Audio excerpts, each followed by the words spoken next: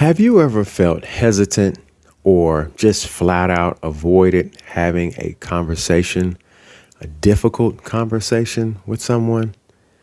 If so, this video is for you.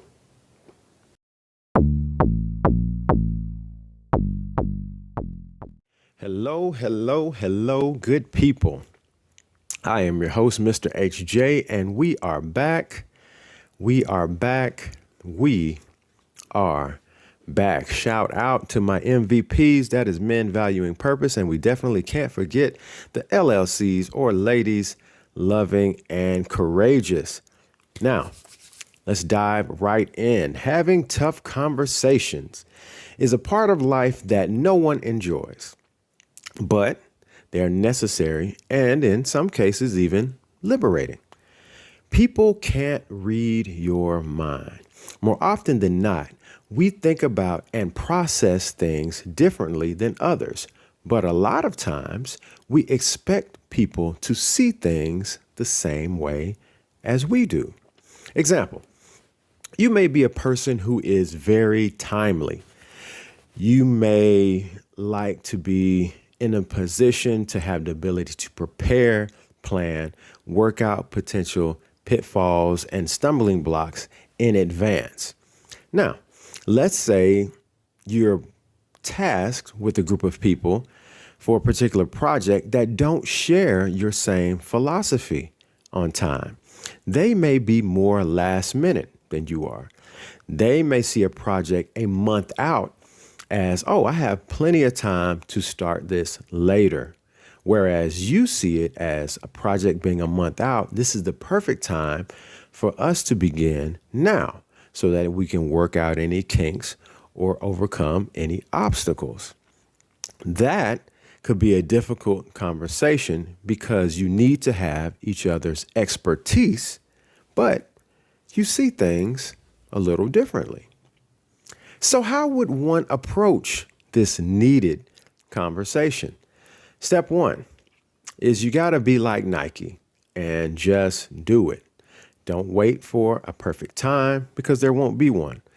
You have to tackle hard conversations head on.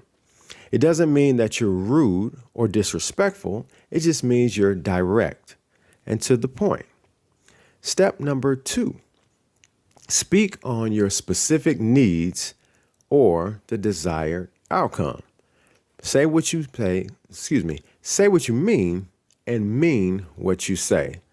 Too often, and I'm speaking for myself, I have tried to anticipate the response or outcome of a conversation in my mind long before a word even came out of my mouth. A lot of times I would psych myself out and not say what needs to be said because I'm too busy worrying about what the other person's response is going to be. And what I've learned over time is that it's not your job to think or feel for another person. Your job is to relay the information, say what's needed or expected in the particular situation at hand. Step three, go into the conversation with the end in mind. What does that mean? That means I'm going into this particular dialogue knowing what I want the outcome to be. If it's a disciplinary conversation and I'm unfortunately in a position where I have to write someone up or give some type of reprimand, I'm going into that conversation knowing that that is what is going to happen. The reason I say this is a lot of times, if you go into that type of a conversation, ill-equipped, let's say, you may be able to be swayed and persuaded to see things from the other person's standpoint. And I've even seen this transpire myself, not necessarily of my doing, but have watched it happen where it's a situation where a person needs to be told, hey, you missed the mark here. You didn't do these things. But instead, you're sympathizing and empathizing with them and basically letting them off the hook. Just saying, that kind of thing does happen. So go into these conversations with the end in mind, knowing that, hey, this is why I'm going into the conversation. This is the expectation coming from the conversation. It's all about the need and end result. Tough conversations can and should be planned out in advance if you're able to. But I caution you, don't overthink them. Know your needs, know your expectations, and be open to speaking about them. These conversations are difficult, but they can become slightly easier the more that you have them.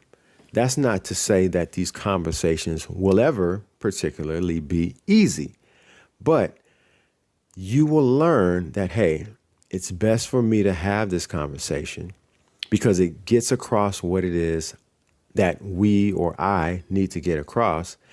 And I'm putting myself in a position of being a good and effective communicator.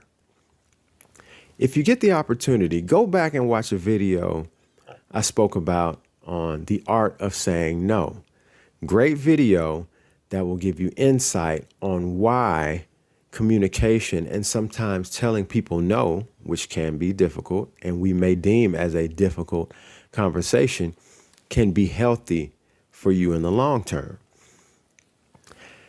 Tough conversations in general let people know who you are and what it is that you stand for.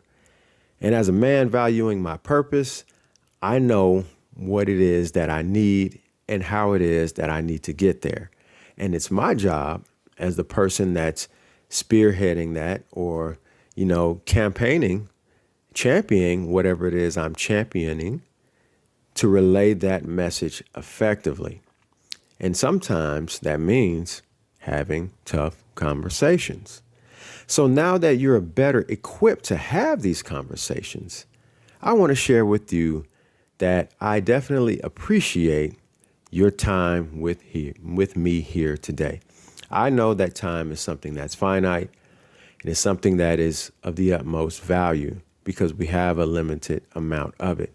And I want to tell you today that I appreciate you and I thank you for your time and your investment because time is an investment as well with me here today. This is a journey and not a destination.